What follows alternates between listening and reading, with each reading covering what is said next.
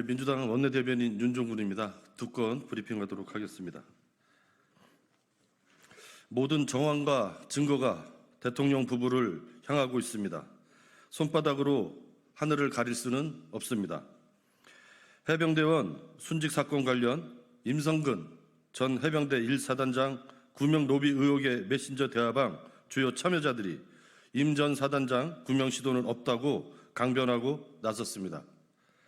하지도 않은 구명 로비가 저절로 이루어졌단 말입니까?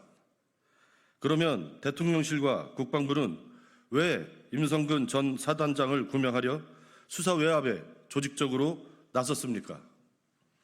지난 8월 4일 임기훈 전 국방비서관이 국방부 청사를 방문했습니다. 이종섭 전 국방부 장관이 출장에서 돌아온 직후이자 국방부가 수사 기록을 회수한 지 이틀 뒤였습니다.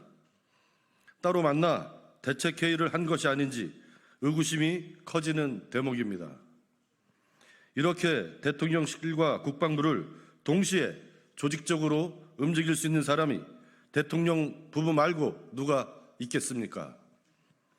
의혹의 모든 정황이 대통령 부부를 향하고 있는데 이들을 움직인 사람이 없다니 우습습니다. 김건희 여사가 연루된 도이치모터스 주가 조작의 공범인 이종호 블랙펄 인베스트 대표의 녹취를 통해 구명 로비 의혹이 강하게 제기되고 있습니다. 그런데 구명 로비 의혹을 부정하다니 조직적 수사 외압이 저절로 이루어졌다는 말입니까?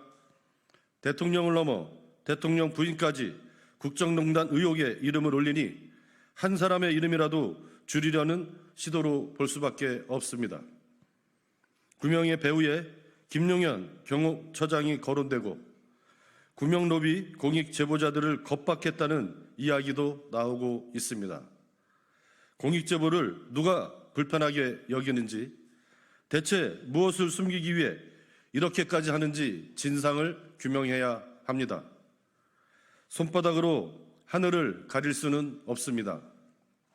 억지와 궤변으로는 대통령실, 나아가 대통령 부부가 관여한 국정농단의 정황을 가릴 수는 없습니다.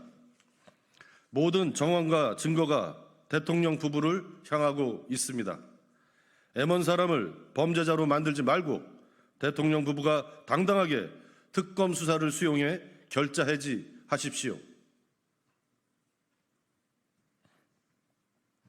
더불어민주당은 해병대원 수사 외압과 구명 로비 의혹의 진실을 낱낱이 밝혀 대한민국의 정의와 상식을 바로 잡겠습니다. 이어서 바로 하겠습니다. 가족 꼼수 증여 의혹 류희림 방심위원장의 즉각 해촉과 엄정한 수사를 촉구합니다. 대통령의 호위무사를 자처하는 류희림 방송통신심의위원장이 공사 구분 못하는 윤석열 정부를 상징하는 인물로 거듭나고 있습니다. 류희림 위원장이 사들인 땅이 3년도 안 되어 누나를 거쳐 아들에게 넘어갔다고 합니다. 부모 자식 간 증여보다 부모, 고모, 자식 간 매매 시 세금이 적은 점을 이용하여 증여세를 피하려고 한 꼼수가 아니냐는 의혹이 제기되고 있습니다. 언론 탄압에 가족을 동원하는 셀프 민원 사주에 이어 탈세를 위해 가족 꼼수 증여까지 서슴지 않다니 이쯤이면 가족 범죄단 아니냐는 생각마저 듭니다.